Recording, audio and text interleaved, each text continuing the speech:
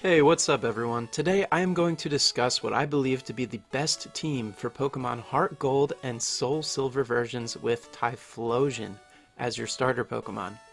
This team will not include any legendary Pokemon, trade evolutions, or version exclusive Pokemon, so you should be able to create this team without any issue no matter what version you are playing.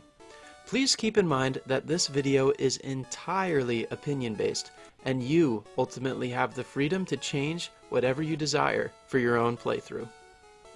Up first is Typhlosion.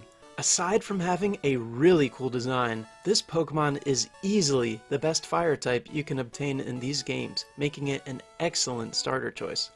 This Pokemon does notably well against trainers such as Bugsy and Jasmine, and matches up quite well into the important battles of Johto. The moveset that I have chosen to run on this Pokemon is Flamethrower, Focus Blast, Solar Beam, and Sunny Day.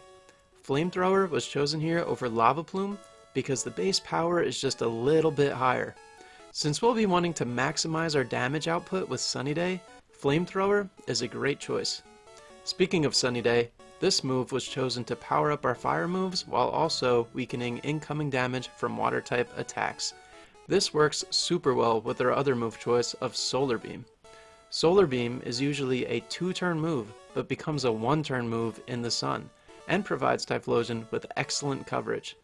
Focus Blast is Typhlosion's next best coverage move and is mostly used when we do not have the opportunity to set up the sun. Focus Blast and Solar Beam can both be purchased as TMs from the Goldenrod department store, while the Sunny Day TM is found at the Goldenrod Radio Tower. The next Pokemon on the team is perfect to help patch up Typhlosion's water weakness and is an absolute staple on any Johto team. Ampharos can be obtained as a Mareep very early in the game, just south of Violet City. This is perfect because Mareep will be very useful into the first gym battle against Falkner's flying type Pokemon.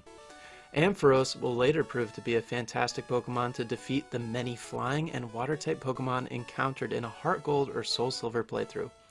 The moveset that I think is best for Ampharos is Discharge or Thunderbolt, Focus Blast, Signal Beam, and Thunder Wave. Discharge is Ampharos' best level up move, while Thunderbolt can be obtained much later into the journey as a TM. Personally, I opt to keep Discharge on Ampharos as I found the 30% chance to paralyze to be very, very good. Focus Blast and Signal Beam are chosen for coverage and enable Ampharos to do well into opposing Steel and Grass type opponents. Thunder Wave is simply here for some added utility and to spread paralysis even further than just spamming Discharge.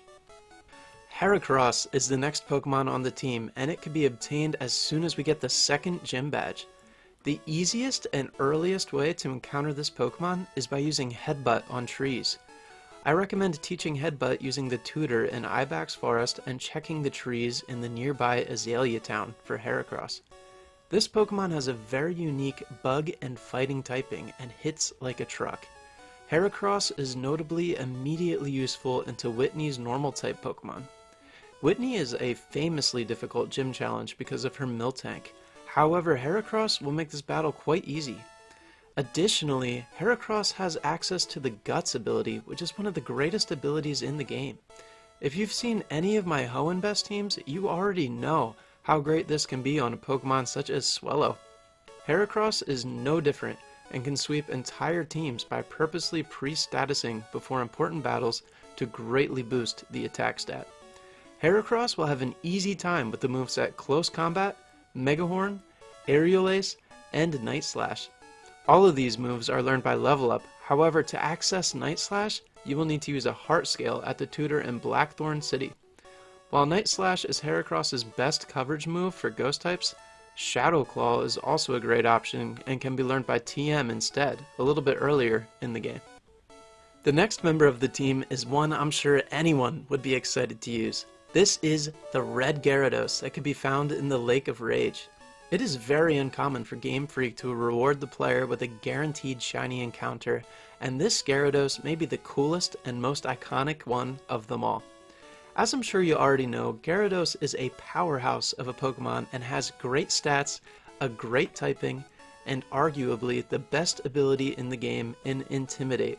Plus, in Gen 4, Gyarados benefits from the physical special split and has access to more coverage options than ever before. Personally, I like to run a moveset of Dragon Dance, Waterfall, Ice Fang, and Earthquake. Dragon Dance is Gyarados' greatest strength, allowing it to set up and sweep entire teams. This is made even easier in tandem with the Intimidate ability to lower your opponent's attack stat. Waterfall is a perfect physical stab move for Gyarados, and even has a decently high chance to flinch your opponent. Ice Fang is learned by level up and is especially great into Champion Lance and Gym Leader Claire's Dragon-type teams. Earthquake is possibly the greatest move in the history of Pokemon and is perfect for Gyarados to defeat threatening electric types. This Pokemon is super strong in this game and can easily set up Dragon Dances and destroy otherwise difficult opponents, as well as just being a really cool shiny. The fifth member of this team is Espeon. Espeon provides strong special attacking options, great coverage, and some much needed utility. This Pokemon is obtained as a gift from Bill at his home in Goldenrod City. Keep in mind though that he will not give you Eevee until after you speak to him in Utrecht City. The good news about this is that you will be able to obtain Espeon just in time to fight Gym Leader Morty. Morty gets destroyed by Espeon's Psychic type attacks, and as a reward you will receive the Shadow Ball TM, which is the perfect coverage move for Espeon. The moveset I have chosen for Espeon is Psychic, Shadow Ball, Reflect, and Light Screen. Psychic is Espeon's best level up move, however you learn it pretty late, so you'll likely have to settle for Confusion and Psybeam for some time. Reflect and Light Screen are utility options which weaken incoming attacks and are purchased once again as TMs at the Goldenrod department store. Screens are actually really great utility for Espeon because you can utilize the screens to safely switch in Gyarados and set up a billion Dragon Dances for free. Not only that, but you can use screens to get an easy sunny day set up with Typhlosion. That being said, you may not even need to rely on these strategies. Espeon's special attack is so high that this Pokemon can destroy many opponents on its own. Espeon is truly the glue of this team and really helps our setup and defeats so many difficult opponents with powerful Psychics. The last member of the team also greatly appreciates the screens from Espeon and is yet another Dragon Dance sweeper. The last member is Dragonite. Dragonite can be obtained in a few different ways.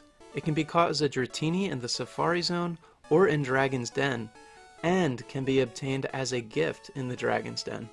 Although this Pokemon is received late in the game, it will prove to be by far one of the strongest members in the group. The Dragon typing is insane, especially because the Fairy type is not yet included in the game.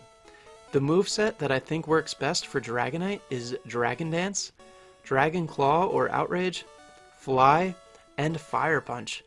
Outrage is Dragonite's strongest stab option and is learned by level up, with the drawback of locking you in for 3 turns and causing confusion, similar to how Thrash works.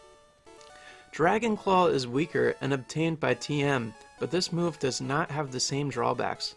Personally, I think Outrage is worth it, with the non-existence of Fairy in this game. Fly is also a strong stab option and will give you a way to navigate the region. For coverage, I think that Fire Punch is your best option. Similar to Heracross, you'll need a Heart Scale to learn this one. Thunder Punch is also an option, but it will not give you the same advantage against Steel types that Fire Punch can. Plus, Fire Punch is boosted by Typhlosion's Sunny Day, creating even more team synergy. Dragonite is a powerful and all-around fantastic Pokemon and really fits the composition of this team super well. With that, we have completed what I truly believe to be the greatest Typhlosion team for Heart Gold and Soul Silver. Let me know what you think of this team in the comments and what changes you might make or recommend. I'd also love to hear what your teams were when playing these games, as I intend to make a video for the other 2 starters as well. As always, thank you for watching and have an awesome day.